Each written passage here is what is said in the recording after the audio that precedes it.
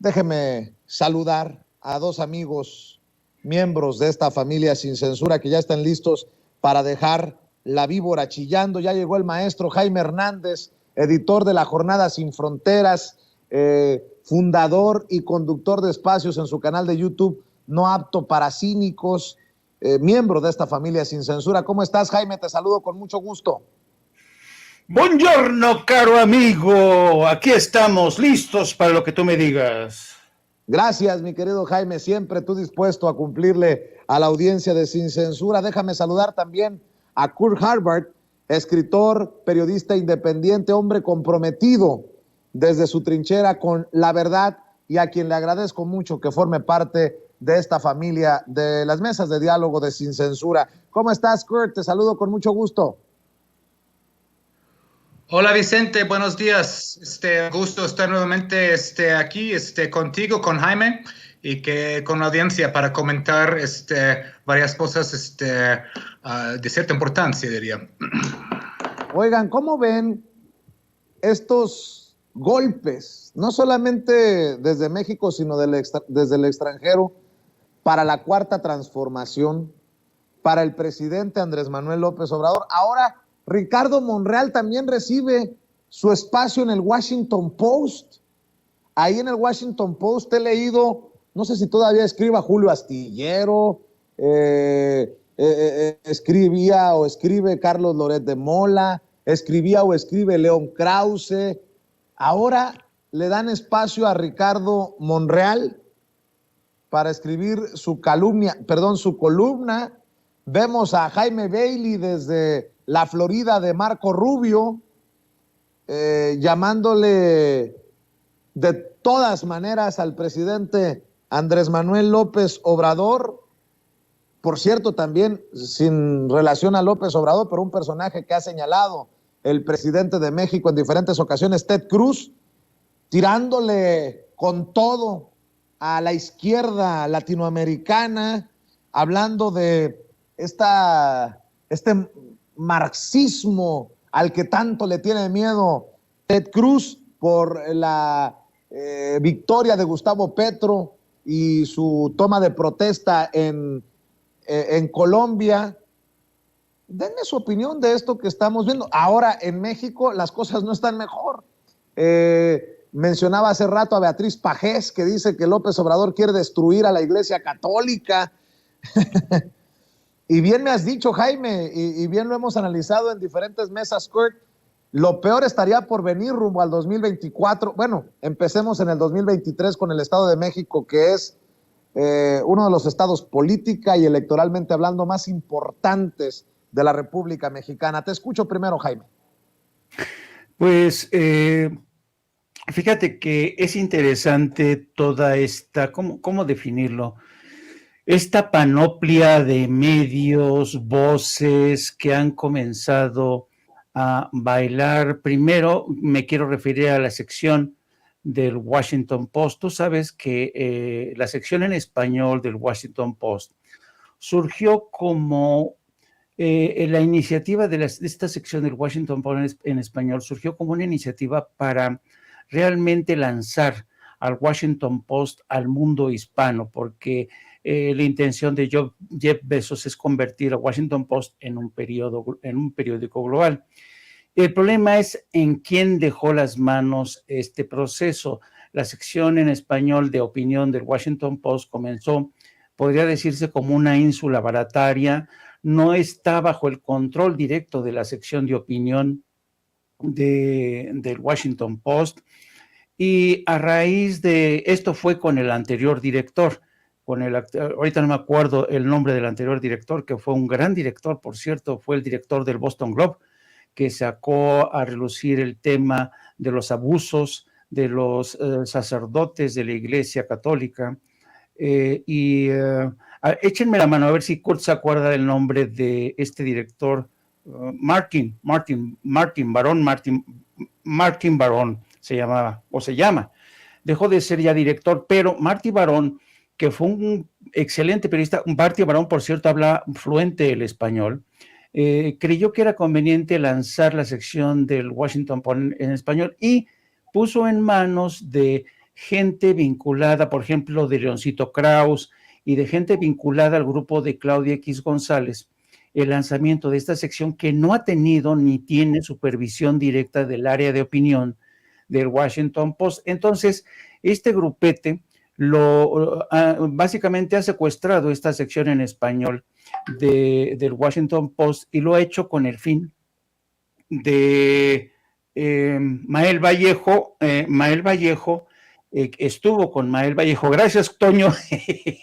Ese Toño me encanta. Mael Vallejo, que tenía vínculos con el grupo de Claudia X González, y entonces entre ellos empezaron a fichar. Uno de los primeros fichajes de la sección de opinión del Washington Post fue, curiosamente, Carlos Loret de Mola, y Mael Vallejo fue primero en adoptar a Carlos Loret de Mola, cuando se supone que Loret de Mola lo corrieron por instrucción precisa del presidente Andrés Manuel López Obrador de Televisa.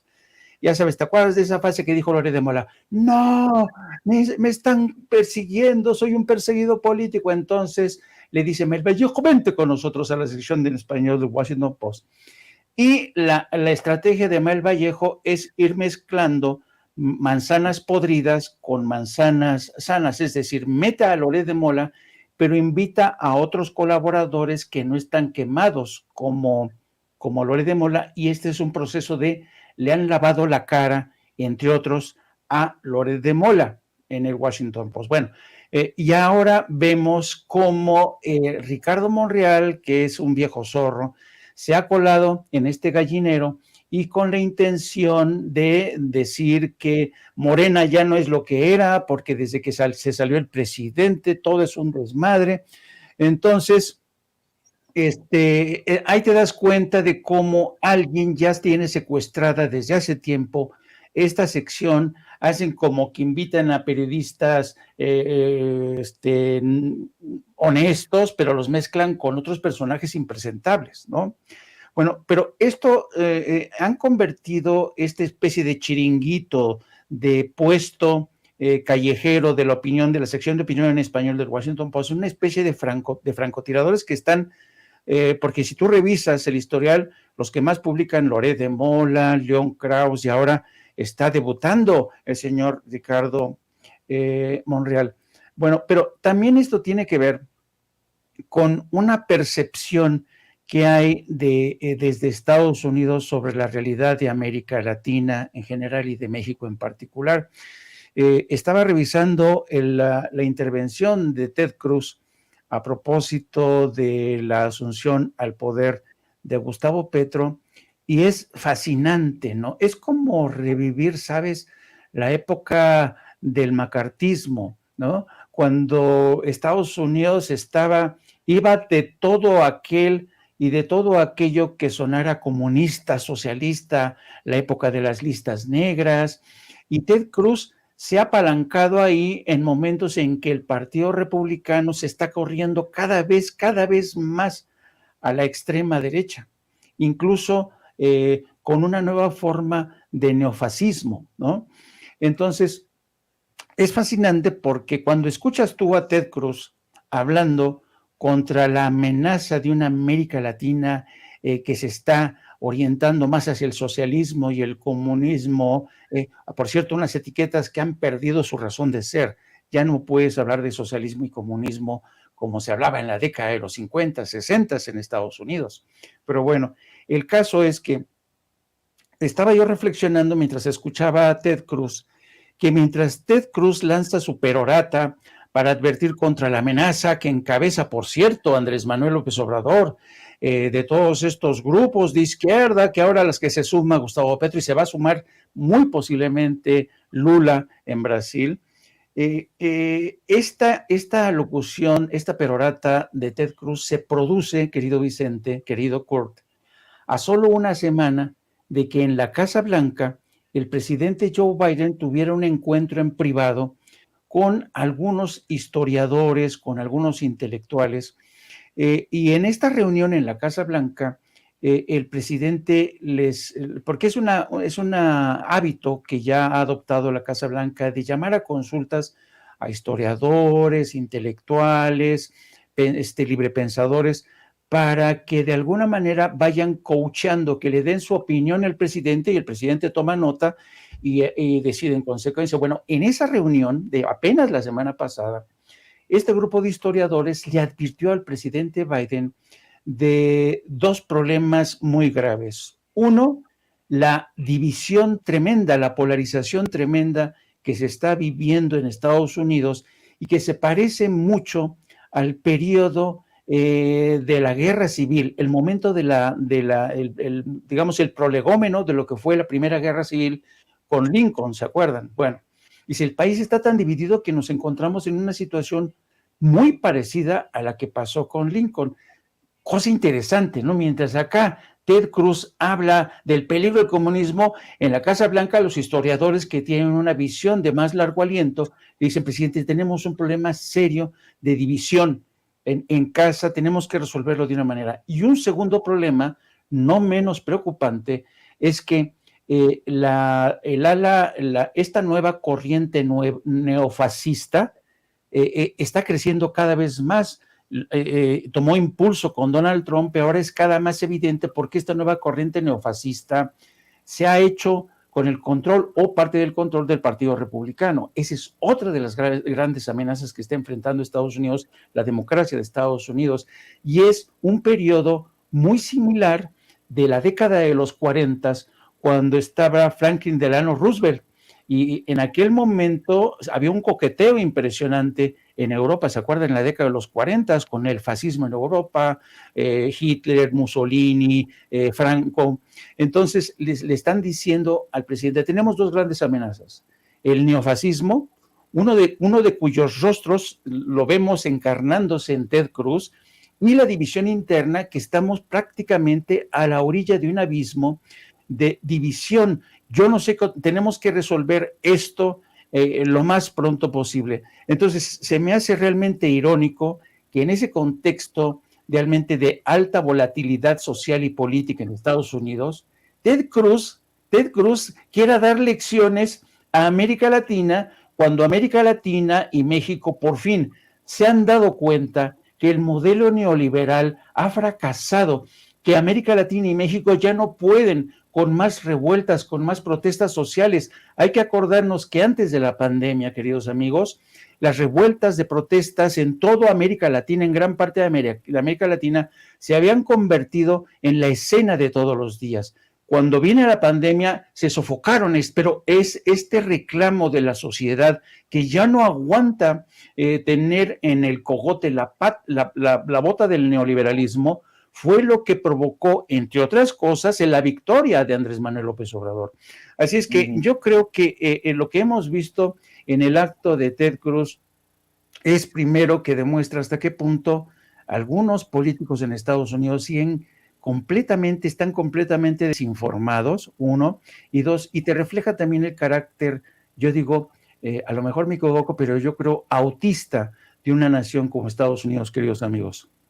Pues, ¿qué te parece si antes de escuchar las opiniones de Kurt Harvard, vemos y escuchamos lo que dijo precisamente en el Senado de Estados Unidos el ultraconservador senador de Texas, Ted Cruz, quien en algún momento incluso aspiró a la candidatura republicana a la presidencia de aquel país?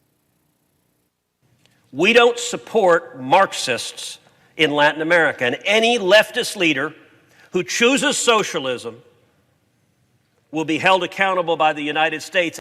Already, 9 governments across South America, Central America, and the Caribbean are controlled by socialists.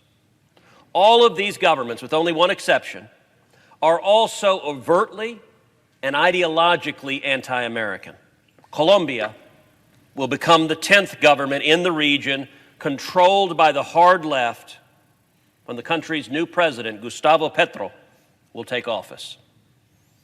I am deeply bueno, worried. Pues ahí están las declaraciones de Ted Cruz hablando de una línea antiimperialista de Latinoamérica, y creo que no se equivoca Ted Cruz en eso, pero echándole leña al fuego a esta narrativa de la izquierda contra la derecha, de Estados Unidos contra los rebeldes revolucionarios que quieren quemar llantas y tirar piedras desde la izquierda en América Latina.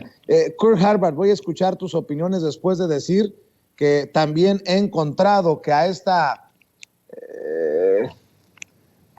campañita contra el gobierno del presidente Andrés Manuel López Obrador desde el extranjero podemos sumar ya al New York Times, ayer nos lo decía Jaime Hernández, y Jorge Ramos, el conductor estrella de Univisión, el reconocido como uno de los personajes con más influencia en los medios de comunicación en español. Creo que ya se le acabó el corrido, pero dice Jorge Ramos ayer, hoy en el New York Times, a pesar de negarlo, persiste la tortura en la policía de la Ciudad de México. Aquí el reporte de Steve Fisher y no sé quién más, como si fuera verdad, como si no pudiéramos poner en entredicho o cuestionar los reportes del New York Times, de las vacas sagradas del New York Times y del Washington Post.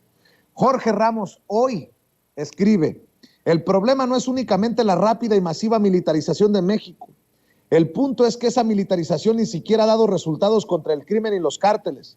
El gobierno de López Obrador está a punto de convertirse en el más violento de la historia moderna. Y a esto súmenle lo que escribe el periódico El País de España. El presidente López Obrador ha anunciado la trasvase de la Guardia Nacional a la Secretaría de la Defensa vía decreto negando la naturaleza civil del cuerpo, aprobada por unanimidad en el Senado mexicano hace 3 años. Y súmenle algo que también retuitea Jorge Ramos. Amnistía Internacional dice, lamentamos la declaración hecha por el presidente López Obrador sobre el acuerdo para que la Guardia Nacional dependa de la Sedena, atentando contra las facultades constitucionales del Poder Legislativo y perpetuando el enfoque de militarizar la seguridad pública. Espero no ser yo el exagerado Kurt Harvard, pero todo esto, yo nada más pregunto, pues ¿cuánto cuesta? Ha de ser una campaña muy, muy costosa y ni siquiera en pesos, en dólares, mi querido Kurt. Bueno, hay mucho que comentar ahí, desempacar, digamos, Vicente. Quiero empezar con el asunto del Washington Post, que Jaime ya comentó en mucho detalle, ¿no? Tenemos que recordar que Washington Post, pues, ¿quién es el dueño, no? Es Jeff Bezos, uno de los hombres más ricos del mundo, dueño de Amazon, que ahora está enfrentando pues toda una ola de pues sindicalización en Estados Unidos ya. Está a la defensiva en ese respecto, ¿no? Y frente a esas críticas, ¿no? De que New York Times y Washington Post solo tienen comentaristas de derecha, ¿no? Incluso yo lo he señalado en un artículo en Jacobin, ¿no? Como los think tanks y los institutos en Estados Unidos van pasando corresponsales y personas para comentar a esos periódicos. Pues Ricardo Monreal sirve una función muy precisa, ¿no?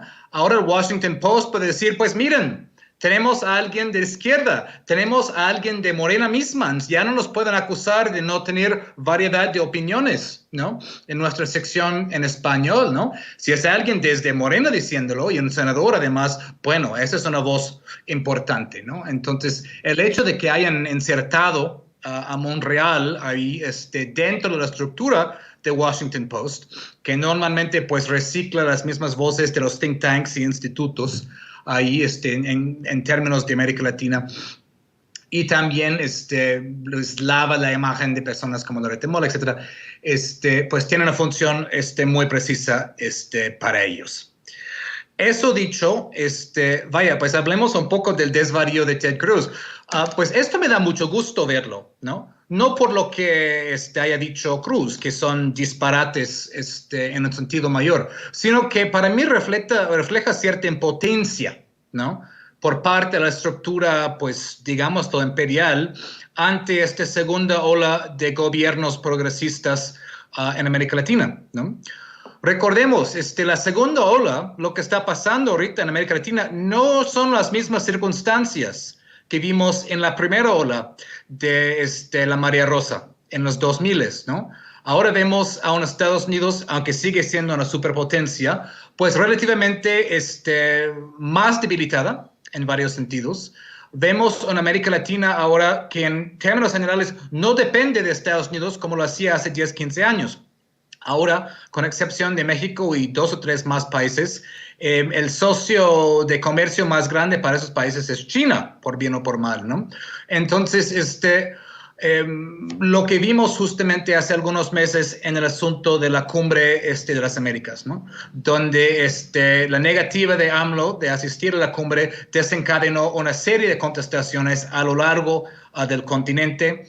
El asunto que hemos visto con CELAC, con estas propuestas de intentar iniciar a formar una organización diplomática pan-latina, pan-caribe. Ahora, lo que sí se ve como una amenaza mayor, esta propuesta de formar una empresa de litio entre México, entre Bolivia, entre Argentina, para usar el litio no solamente para exportar materia prima, que ha sido la función de América Latina siempre para los poderes coloniales, sino de usar el litio para producción en el continente de baterías, coches eléctricos y demás. Entonces, es emocionante ver lo que está pasando con esta segunda ola. Quiero pensar que también se ha aprendido de ciertos de los errores de la primera ola para ir reforzándose, ¿no? Para que no vuelva a pasar lo que pasó en los años 10 de este siglo, que fue pues un desmoronamiento de esas alianzas en varios de esos gobiernos, por lo menos temporalmente. ¿Quién es Ted Cruz? ¿No? Como bien mencionó Jaime, hay preocupación en Estados Unidos por la polarización tan fuerte que pues está a borde de una guerra civil. No es una gran exageración, ¿no? Y también vemos una ola de un neofascismo, ¿no? Al cual pertenece Cruz al 100%. Él está en la ala más extremista del del Partido Republicano. Vaya, yo he criticado mucho a Joe Biden y a los demócratas por su flaqueza, por su debilidad, ¿no? por ser vendido a intereses corporatistas, y lo seguiré haciendo. Pero el Partido Republicano, el Partido Republicano ha caído por el acantilado de la derecha, ¿no? Ha llegado a una extrema derecha que es realmente preocupante, ¿no? En muchos sentidos. El mismo Ted Cruz estuvo ahí alentando, ¿no? El motín del 6 de enero, ¿no? En el Capitolio de ahí, ¿no? Pero muy bravucón Ted Cruz, ¿no? Cuando hubo apagones en Texas, ¿no? Cuando hubo la gran crisis energética en Texas, que también afectó al norte de México el año pasado, pues él se largó a Cancún, ¿no? Es decir, él, el gran bravucón, el gran hablador, cuando realmente hay una gran crisis que enfrentar, pues él se va. Y curiosamente va a México. Va a Cancún ahí a pasar sus vacaciones como si fuera otro spring breaker más, ¿no? Y otro punto al respecto, muestra que Estados Unidos, o por lo menos esta ala, ¿no? Que representa Ted Cruz, y no es pequeña, ¿no? Sencillamente no está viendo lo que está pasando en América Latina. No está viendo, no está percibiendo lo que está pasando, ¿no? Él está viendo con los lentes de hace 1 o 2 generaciones, ¿no? Está en su desvarío, ¿no? Algunos que me comentaron mi post en Twitter hablaron como un tipo de cuadri de Estados Unidos, ¿no? Está hablando de marxista, leninista, narcoterrorista, es decir, es un desvarío, no es un análisis serio, ¿no? No es un comentario serio, es un sencillo desvarío, ¿no? Intenta juntar todo lo que está pasando en el continente, que son dinámicas muy pues, diferentes y variadas entre sí. Cada país tiene su dinámica en particular, ¿no? Es decir, nada más, todo junto, ¿no? A raíz de lo que está pasando con la toma de posesión de Petro en Colombia, como un marxismo, leninismo, narco, es decir, cualquier etiqueta, nada más intenta poner en la misma sopa. Y todos son antiestadounidenses. De hecho, no todos en América Latina son antiestadounidenses. Están ante esta actitud de Ted Cruz, ¿no? No están en contra de Estados Unidos necesariamente, están en contra de esta actitud imperialista, arrogante, ignorante, desinformada de Ted Cruz, ¿no? Que obviamente muestra un desconocimiento total de lo que está pasando en un gran continente, ¿no? Con muchas dinámicas, muchas fuerzas, ¿no? Y muchas cosas en juego ahí. Y luego llega a su gran amenaza, ¿no? Está ahí con casi el puño sobre el podio. Cualquier persona que escoja el socialismo tendrá que rendir cuentas a Estados Unidos. No importa que sea un gobierno democrático, no importa que represente la voluntad popular, no importa que en muchos casos es una reacción a agresiones cometidas por Estados Unidos en el pasado. Veamos el caso de Colombia, ¿no? El Plan Colombia, ¿no? Que desplegó Estados Unidos en Colombia, autorizado por, con la autoría, más bien, de Joe Biden, senador en su momento. Joe Biden era uno de los autores del Plan Colombia. La militarización ahí, poner bases de Estados Unidos en todas partes, el desplazamiento de millones de personas, la desaparición de personas, los abusos de sucesivos presidentes que estuvieron en el bolsillo de Estados Unidos. Es decir, esa parte no cuenta. Esa parte no cuenta. Lo único que cuenta es que hayan escogido el socialismo, ¿no? Entonces es casi cómico la manera que ven América Latina. Ven América Latina como una caricatura de marxistas-leninistas de hace 2 generaciones, todos con la bandera anti-estadounidense, ¿no? Básicamente Cruz está diciendo hay que hacer un golpe en todo el continente. Así, golpe a todos, ¿no? Un poco Elon Musk. Podemos hacer golpes contra quienes queramos, a todos. Pero vaya, Estados Unidos no está en condiciones de hacer eso como antes. No es la misma situación. Y la primera ola de Marea Rosa no es la misma situación del Plan Cóndor de los 70s. No es la misma situación, ¿no? Cuando Henry Kissinger podía decir a Videla en Argentina, lo que haya que hacer, hazlo rápido, ¿no? Hazlo rápido, mata a todos los disidentes, mata a los intelectuales, mata a la gente de cultura, pero hazlo rápido, ¿no? Antes de que la opinión pública pudiera reaccionar. Ya no somos los mismos, ¿no? Ya no somos los mismos, ¿no? Trump quería derrocar a Maduro en 2019, fracasó, ¿no? Estamos viendo las desaventuras de Estados Unidos en países desde Afganistán, donde fueron derrotados por el Talibán, hasta Irak, hasta Siria, hasta Libia y demás, ¿no? Y como comentó Jaime, y termino con este punto, Estados Unidos está enfrentando fisuras muy fuertes dentro del país, ¿no? Es decir, la paz social dentro de Estados Unidos, siempre, porque es un país que genera mucha riqueza, ¿no? En cuanto a PIB, por lo menos. La paz social o la relativa paz social en Estados Unidos siempre se ha basado en la posibilidad de distribuir por lo menos una parte de esa riqueza a las clases medias. Los pobres, no, pero por lo menos las clases medias, algo de la clase trabajadora, para mantener cierta paz social. Eso ya no está pasando. Estados Unidos tiene una enorme fisura, grieta entre ricos y pobres. Los ricos muy ricos, ¿no? 1% menos, una fracción de 1% del país tiene la mitad de la riqueza del país.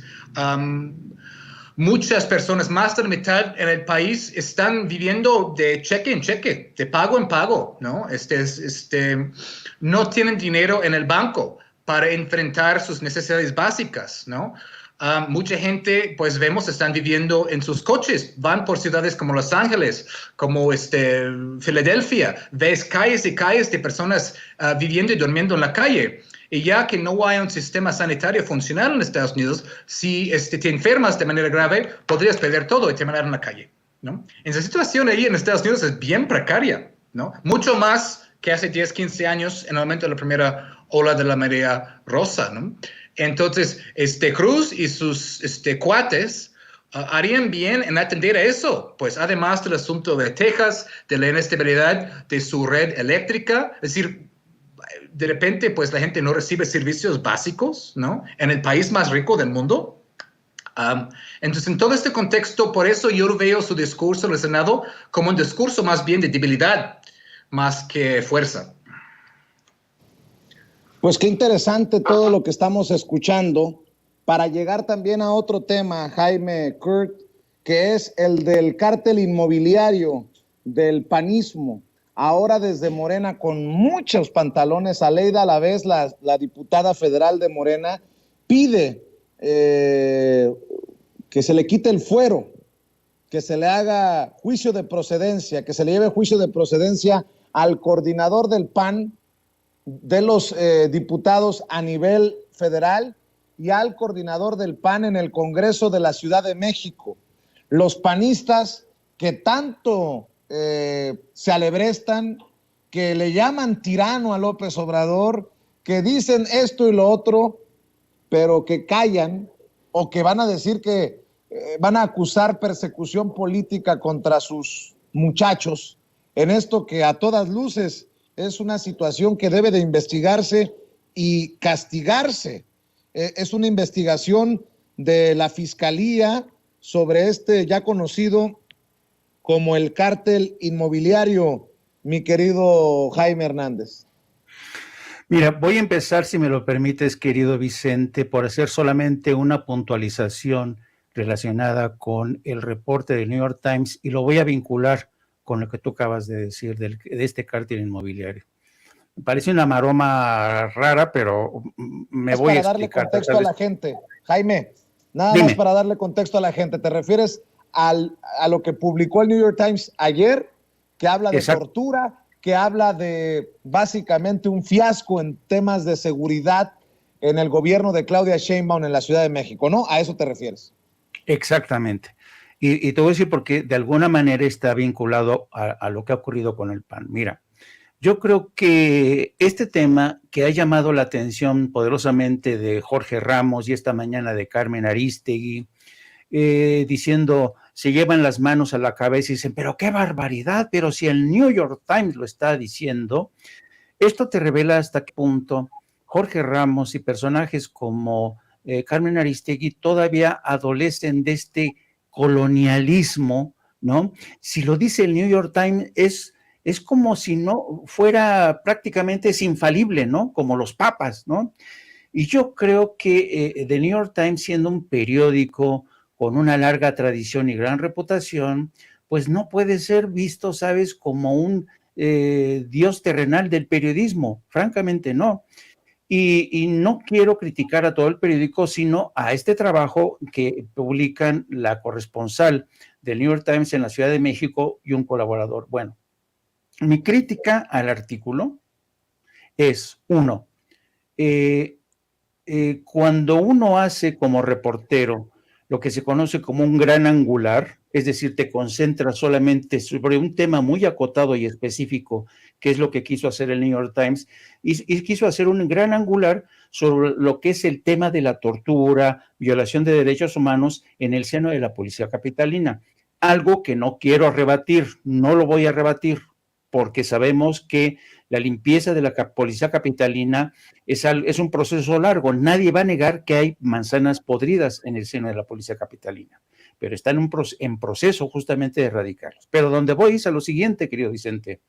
Si revisas tú el artículo, yo lo revisé cuidadosamente, te das cuenta que en ningún momento hay ni un solo párrafo, y hubiera bastado un solo párrafo para decir, bueno, ok, siguen estas torturas, pero en abril pasado, la propia jefa de gobierno y el jefe de la policía, Omar Harfuch, dieron a conocer por primera vez cifras que hablan de un abatimiento espectacular de lo que son homicidios y el robo de automóviles, que son francamente cifras muy alentadoras. ¿Que ya se resolvió todo? No, pero van por buen camino. Pero lo que hace, primero, no menciona para nada absolutamente los resultados finales, que es los que cuentan en términos de seguridad ciudadana para todos nosotros.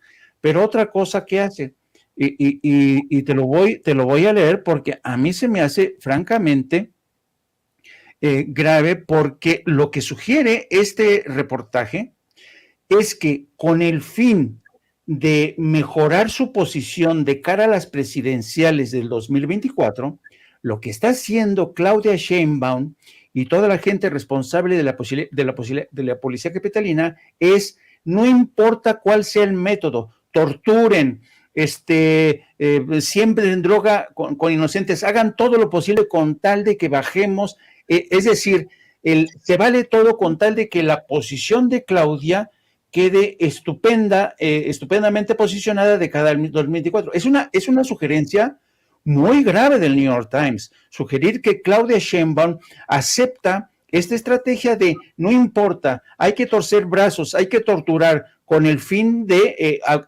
llegar al objetivo último, que es desaparecer estas violencias, estas cuadrillas de malandros que venden droga. Y esto no es así, querido Vicente. Yo no veo, francamente, a Claudia Sheinbaum dándole la bendición a este tipo de tácticas de tortura. Yo no lo veo, no lo veo, pero el New York Times lo sugiere. Ahora, tú te recuerdas que cuando, durante la época del PRI, la presidencia de José López Portillo, ¿quién estaba como jefe de gobierno de la policía en la Ciudad de México? El Negro Durazo. El Negro Durazo lo que hacía no solamente era torturar, desaparecía, asesinaba a los malandros, a los que asaltaban casas, a los que robaban, los capturaba, porque los conocía a todos. Él mismo era un malandro. Entonces, él los desaparecía. Ya la gente no se acuerda de esa época, que fue una época terrible bajo la presidencia de López Portillo. Había mucha tranquilidad en la Ciudad de México, sí, pero había tremenda matazón de delincuentes. Eso ya no se hace. Y también hay otro factor interesante, que ahora cualquiera puede presentar una denuncia ante la Comisión Nacional de Derechos Humanos, algo que antes no se hacía. Entonces, a lo que voy es a lo siguiente para vincularlo con el tema del PAN.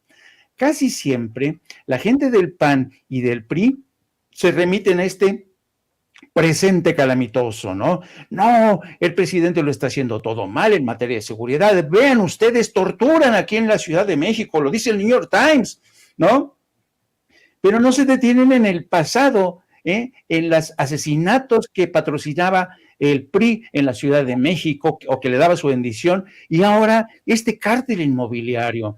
Se dan golpes de pecho, pero han cometido los peores atropellos. Es una etapa de corrupción realmente siniestra, y el cártel inmobiliario es culpable de muchísimas cosas, de estafas, robo de terrenos, falsificación de documentos. No, si tú te asomas a ese pozo de corrupción de lo que ha sido el cártel inmobiliario, es realmente putrefacto. Entonces yo creo que sí que tiene que haber una mayor investigación, se tienen que esclarecer las responsabilidades, porque para el PAN y el PRI es muy cómodo mirar el presente solamente y decir, ven, está torturando policías, pero ellos no se acuerdan del pasado. Ellos no les interesa el pasado, les interesa el presente, donde todo les parece mal y donde todo lo quieren criticar, querido Vicente. Pues qué interesante que lo estás planteando, porque no hay coincidencias, tampoco en el periodismo hay coincidencias. Qué casualidad que buscan este golpe desde el New York Times contra la autoridad en el gobierno de Claudia Sheinbaum, que es el gobierno, es la autoridad, al fin y al cabo, la fiscalía, la que estaría yendo contra estos del cártel inmobiliario, del que forman parte estos panistas. Kurt Harvard, también escucho tus opiniones. Sí, Vicente, vaya, el New York Times tiene su gran historial con cosas así. Y estoy muy de acuerdo con eso de que ese tipo de arrodillarse frente al New York Times, sí, efectivamente es una actitud colonial, ¿no? Justo cuando muchas personas hacen críticas muy acertadas, ¿no? Acerca de la manera en que los New York Times distorsionan notas, sobre todo en cuanto a seguridad. Ahorita mismo en Estados Unidos, ¿no? El New York Times, entre otros medios, pero New York Times, está muy a favor de esos asuntos de seguridad y aumentar números de policías, ¿no? Y todo eso.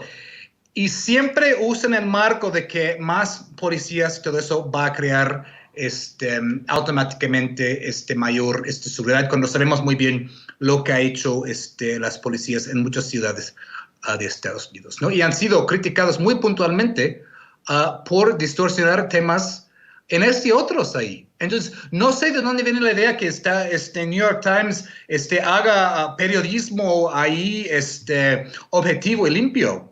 No lo hace y nunca lo ha hecho, ¿no? Siempre hay un interés atrás. Esto a mí me parece, este artículo, como el primer salvo ahí de la guerra contra Sheinbaum, que solo va a aumentar de aquí a 2024, porque es una de las candidatas más fuertes de Morena y además una de las candidatas más progresistas, ¿no? Entonces, eso nunca va a ser del agrado del New York Times ni nada del periodismo de establishment de ahí.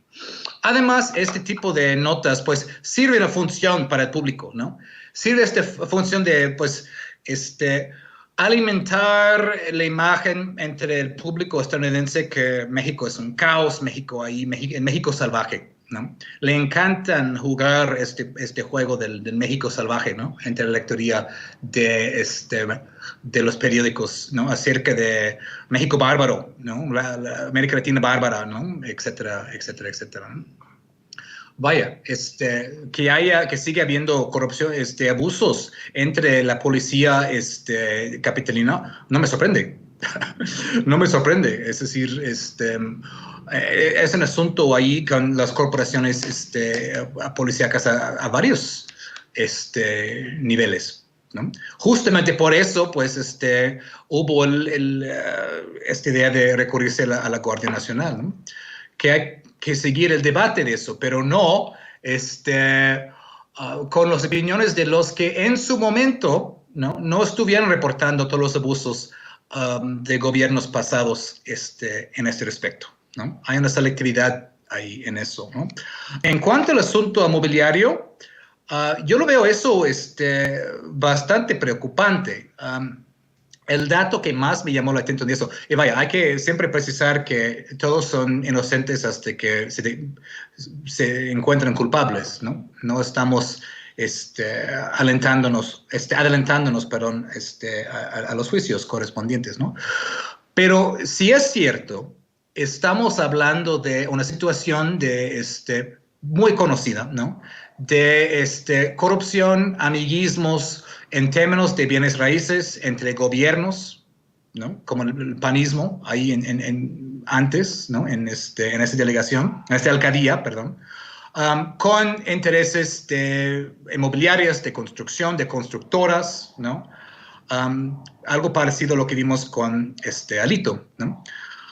Y es escalofriante pensar que este edificio en cuestión colapsó 9 meses después de inaugurado, ¿no? En una de las ciudades que tiene el mayor grado de sismicidad en el mundo, ¿no? Es decir, ese tipo de corrupción mata. La corrupción mata, ¿no? Enriquece a algunos, ¿no? Que históricamente han salido ilesos y impunes de eso, pero mata. Es decir, crea estructuras inestables, crea una situación donde la gente está viviendo y trabajando en edificios que no están seguros. Y esto es escalofriante. Eso es realmente algo muy, muy grave, muy serio, ¿no? Y vemos, ¿no? una derecha podrida hasta la médula. Y mucha de esta corrupción ha ido por medio de constructoras y bienes raíces. Esto ha sido siempre, siempre, siempre la fuente de corrupción y riquezas ilícitas. Vimos el caso incluso de, otra vez, el presunto caso de Ricardo Anaya con sus transacciones de bienes raíces, ¿no?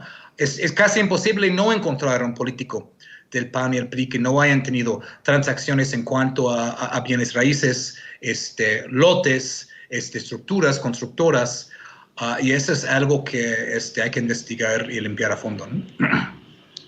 Así es. Querido Kurt Harvard, ¿por qué no dejamos aquí la mesa de diálogo, invitando a la gente para que te apoye en tus espacios, en tus redes, en tus esfuerzos, que no necesariamente tienen que ser todos periodísticos, y me refiero a los editoriales. Estamos intentando que amor con amor se pague, Kurt. Muchas gracias, Vicente. Me pueden encontrar en Twitter, @KurtHackpath, ahí mi nombre completo. También tengo una columna mensual en la revista Sentido Común. Escribo para la revista Jacobin en inglés mensualmente. Estos artículos están en inglés, pero muchas veces se traducen al español. Y como bien mencionas, Vicente, también tenemos un editorial, editorial Matanga Taller Editorial, porque también hay una parte que también hace encuadernación y restauración de libros y también publicación de literatura oaxaqueña, no solo cuento y novela. Ahí estamos en Instagram y en Facebook, Matanga Taller Editorial, con pues esto de recordatorio de apoyar a las editoriales independientes frente a las multinacionales, y que cualquier proyecto político de izquierda también tiene que tener vínculos frescos y constantes con la cultura. Entonces, con eso pues me despido.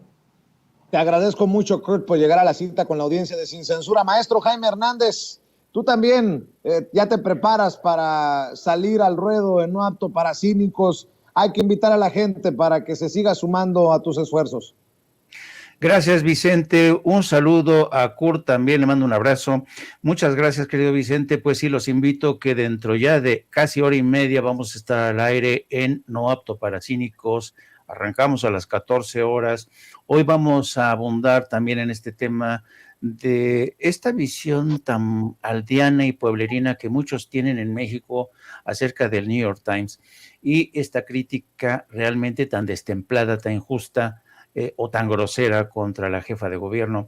También vamos a hablar de cómo Estados Unidos está copiando la misma estrategia de México para reducir el precio de los combustibles, algo muy interesante. También les pido que me sigan a través de nuestras redes sociales, @Jaime Journo, y también a través de la sección de la Jornada Sin Fronteras, donde hoy llevamos un reportaje muy interesante sobre el esclavismo en el campo mexicano. Algunas empresas de Estados Unidos han encontrado que es mucho más fácil alquilar terrenos para cultivar, y tienen a los jornaleros, a los campesinos, básicamente en un régimen de semiesclavitud. Así es que muchas gracias, don Vicente, y nos vemos más tarde. Claro que sí, les mando un abrazo. Gracias, Kurt Harvard. Gracias, Jaime.